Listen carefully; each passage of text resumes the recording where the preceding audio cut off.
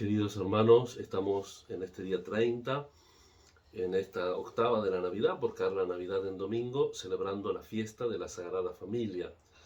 Y la palabra de Dios nos trae siempre la entrañable reflexión de la primera y la segunda lectura, donde vemos también a la luz de una época, pero la necesidad de ver las relaciones de los padres con los hijos, de tratar de educar pero no exasperar, de tener tolerancia, un poquito el tira y el afloje, que en nuestra sociedad un poco a veces esto se supera y estamos un poco cansados y no tenemos paciencia y demás. Pero bueno, es bueno también que en esta fiesta de la Sagrada Familia lo recemos, pongamos el ejemplo de la Sagrada Familia de Jesús, de María y de José, para que también en nuestra vida pueda haber esa armonía, esa tranquilidad, ese orden y ese ceder también, porque el tema del obedecer, audire, como digo muchas veces, etimológicamente escuchar, el renunciar, el decir, bueno, hoy me salgo yo, por decirlo de una manera,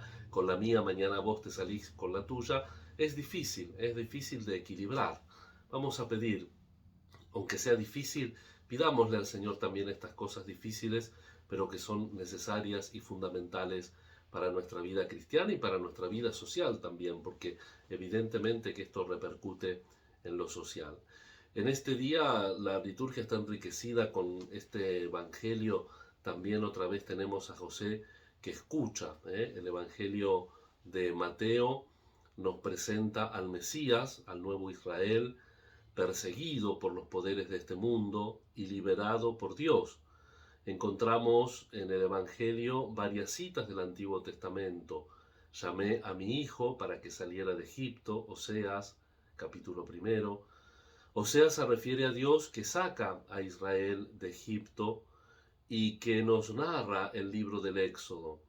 Jesús, jefe del nuevo pueblo de Dios, revive la historia de la liberación de Israel.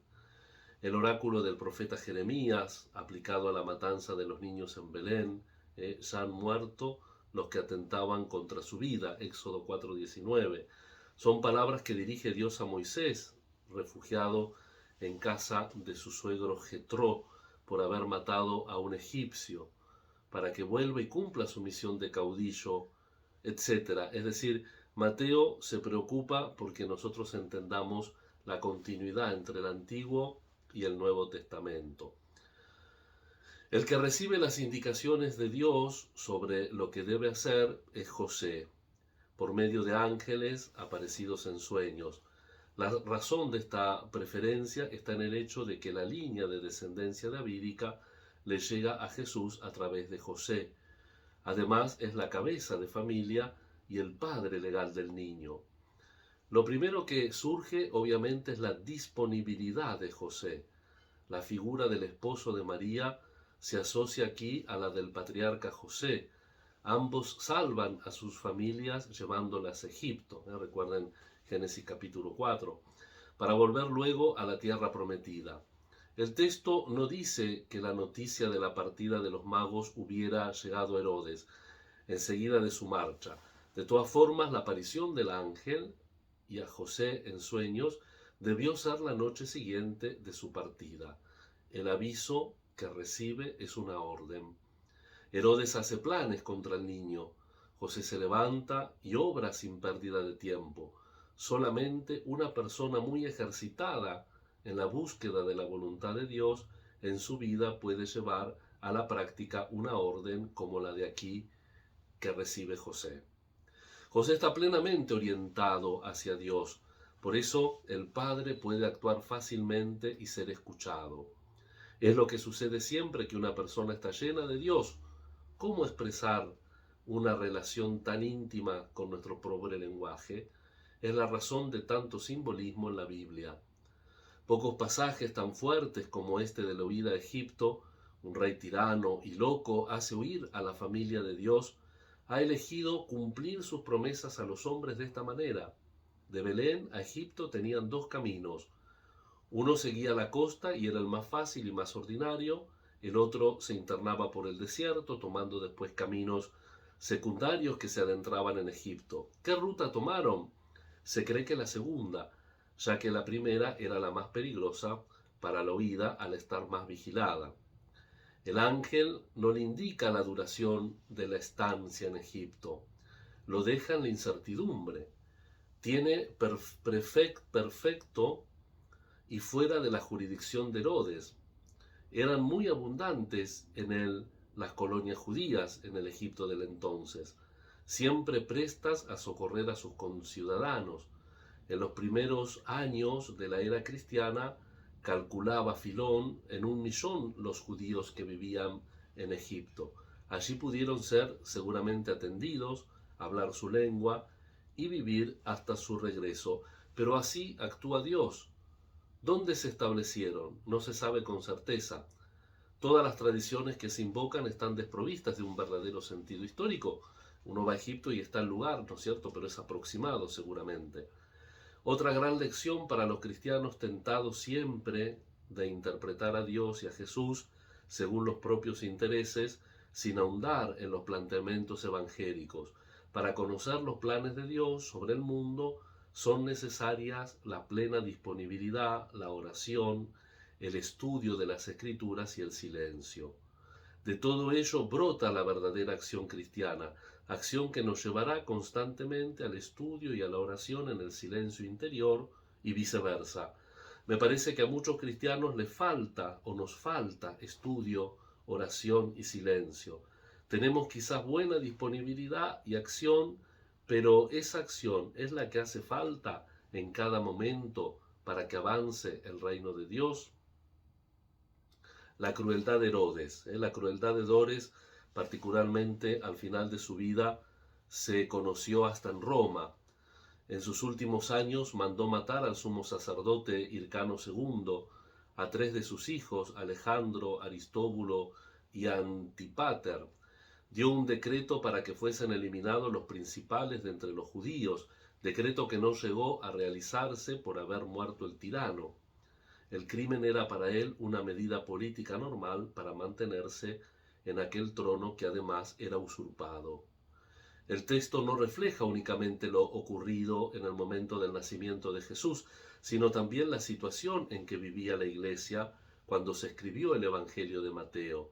Una de las acusaciones que hacían los judíos a los cristianos era que Jesús había practicado la magia que aprendió en Egipto. El relato lo niega claramente, ya que aunque era verdad que Jesús había estado en Egipto, su estancia había sido de recién nacido. Desde el comienzo de su vida Jesús se enfrenta con el odio, el egoísmo, la avaricia que pretenden dominar el mundo. Fue calumniado, perseguido, torturado, asesinado. ¿Por qué?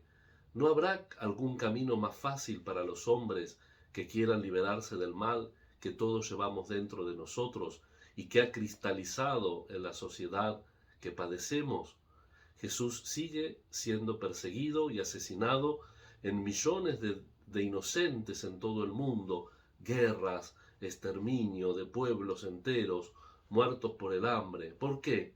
¿Cómo se llaman los Herodes de hoy?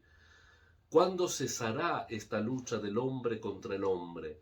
Mientras Jesús huye a Egipto, sucumben los niños en Belén y toda la nación llora desconsoladamente.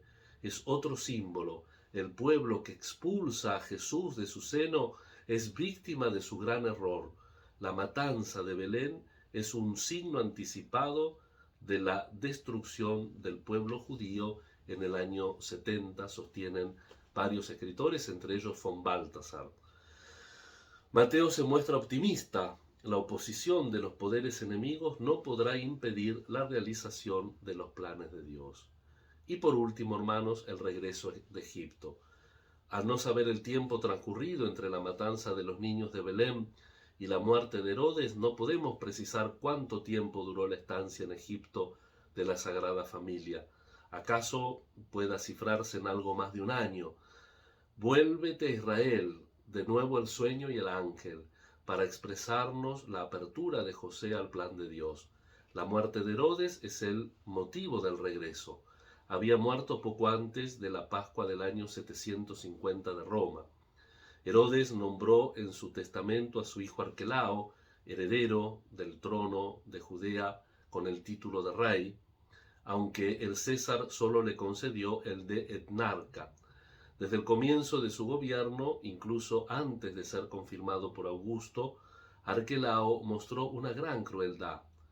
Pocos días después de la muerte de su padre, hizo aplastar en el mismo atrio del templo una sedición popular, causando unos 3.000 muertos. 9 años después fue depuesto y desterrado por Augusto a causa de sus violencias y a petición de sus súbditos, pasando Judea a ser provincia romana dirigida por un gobernador. Esto explica la prudente conducta de José de establecerse en Nazaret, donde ya había vivido anteriormente, cuando estaba en Galilea, gobernada por Antipas, que a pesar de su sensualidad y astucia, era mucho más benévolo en su gobierno con los otros. Dios actúa a través de los acontecimientos, con frecuencia, hermanos, crueles y absurdos de la vida de los hombres. Nace en Belén por una orden del emperador de Roma, va a Egipto por la crueldad del rey, vive en Nazaret por los riesgos que podía correr en Belén, pero de esta forma se va cumpliendo la palabra divina contenida en la Escritura. Parece que Dios se deja quitar la dirección de los acontecimientos, impresión que está presente a lo largo de toda la historia humana, idea que no está de acuerdo con la que nosotros nos hemos formado de Dios. De ahí tantas crisis de fe y tantas supersticiones, porque Dios obra, dirige, pero contando con la libertad de la historia, con la libertad de las personas, y Dios también necesita nuestra libertad, nuestra disponibilidad, nuestra escucha como la de José.